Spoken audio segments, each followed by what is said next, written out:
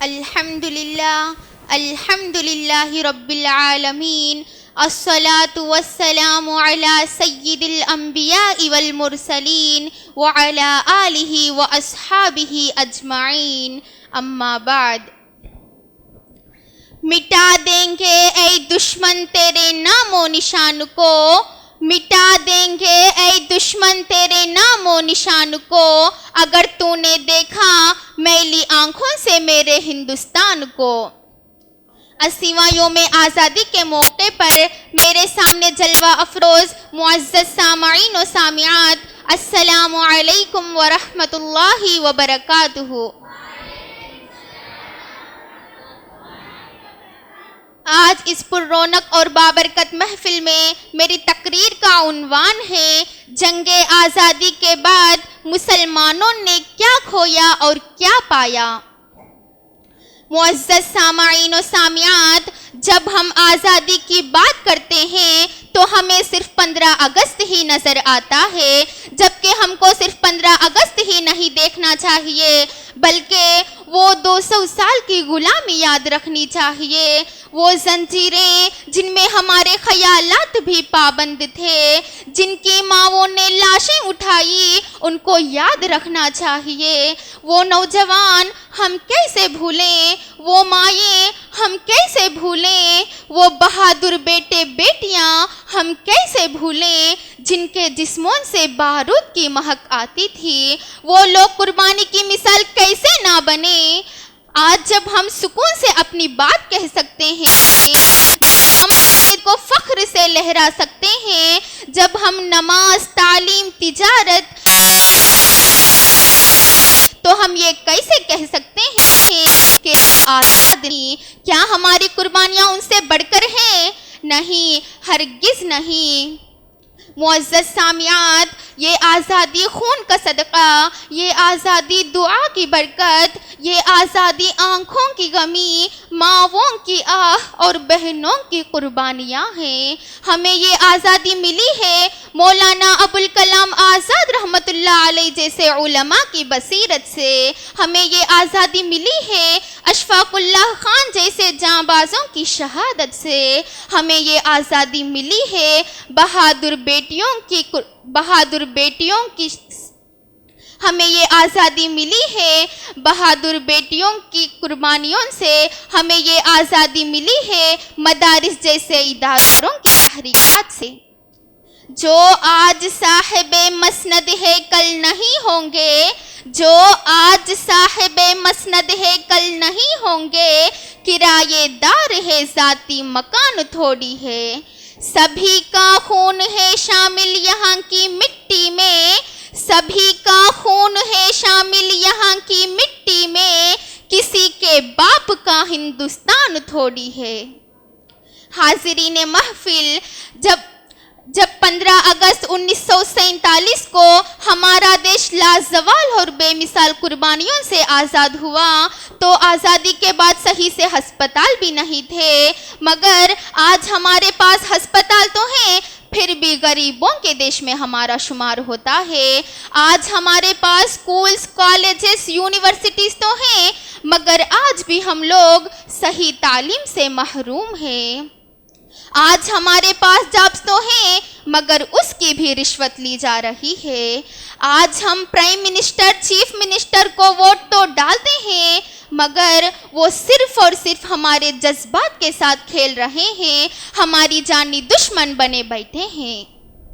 हम अपनी जान के दुश्मन को अपनी जान कहते हैं, हम अपनी जान के दुश्मन को अपनी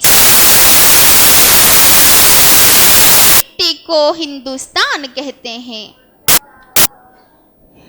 मुअज़्ज़ज़ सामिआत, इन सब चक्करों में हमारी आज़ादी का मकसद हम नहीं निभा पा रहे हैं। हिंदू, मुस्लिम, सिख, ईसाई, इन सभी ने मिलकर आज़ादी के लिए लड़ाई लड़ी थी। इन सब की इत्तेहाद की वजह से हम सबको आज़ादी मिली है, लेकिन पूरा का पूरा क्रेडिट हिंदुओं और ईसाइयों को जाता है। तो ये शेर उनकी खिदमत में बजा है। आज़ादी जिससे मिली वो शख्स मुसलमान था, आजादी जिससे मिली वो शख्स मुसलमान था, दिया जिसने हिंद को ताजमहल वो शख्स मुसलमान था।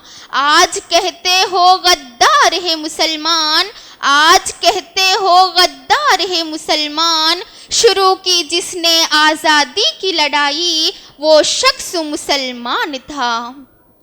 जहां लहराता हो झंडा बड़ी शान से, जहां लहराता हो झंडा बड़ी शान से, किया जिसने तामीर लाल किले का वो शख्स मुसलमान था।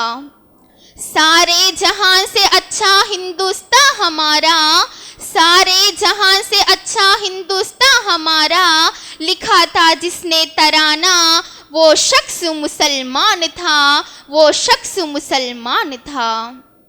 हाज़रीन महफिल, हिंदुस्तान में रहने वाले हिंदू और मुसलमान दो अलग कौमें थीं और अब भी है। ये तकसीम कल भी थी और आज भी है। हिंदुस्तान में मुसलमानों की आबादी 20% से ज़ायद और तकरीबन 25 करोड़ के करीब है, लेकिन वो मुसलमान तालीम, रोजगार, सेहत और सियासी नुमाइंदगी के एतबार से सबसे पीछे हैं और उनकी नस्ल कुशी की जा रही है।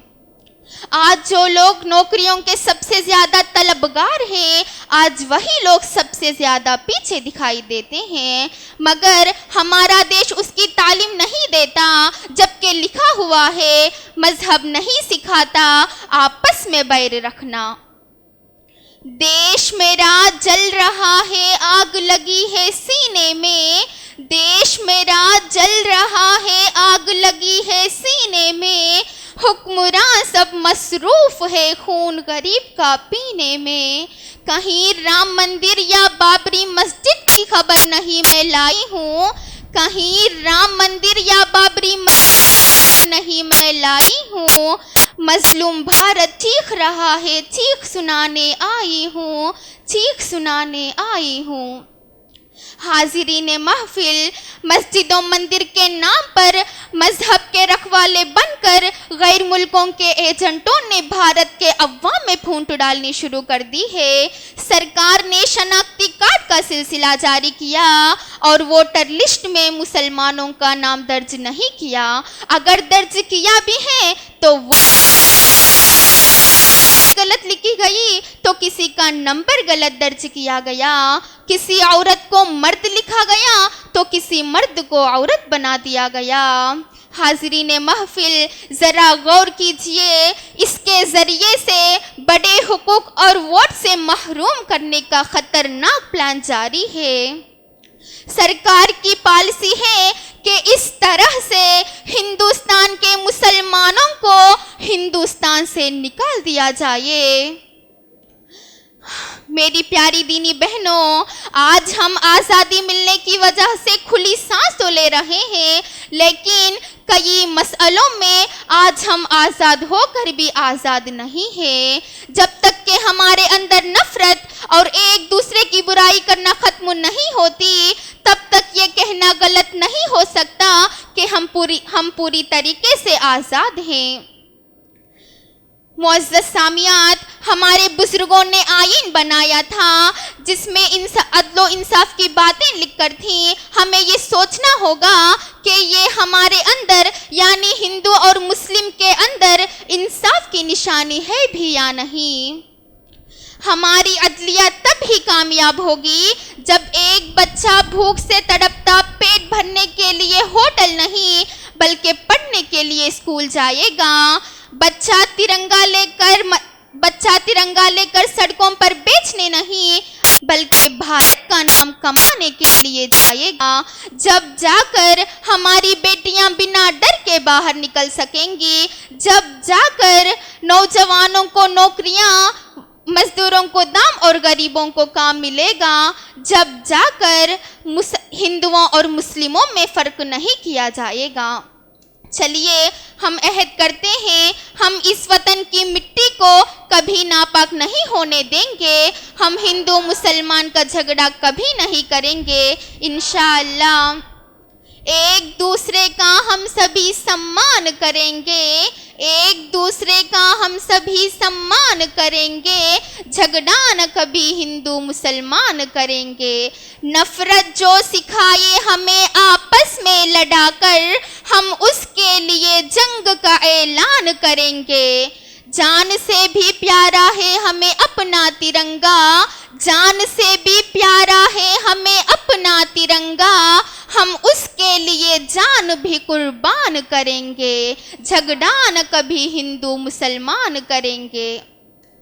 ए वतन एक रोज तेरी खाक में सो जाएंगे, खो जाएंगे। ए वतन एक रोज तेरी खाक में सो जाएंगे, खो जाएंगे। मर के भी रिश्ता नहीं छूटेगा हिंदुस्तान से। व आखिरु दावाना अनिल हम्दुलिल्लाहि रब्बिल आलमीन। अस्सलामु अलैकुम व रहमतुल्लाहि व बरकातुहू।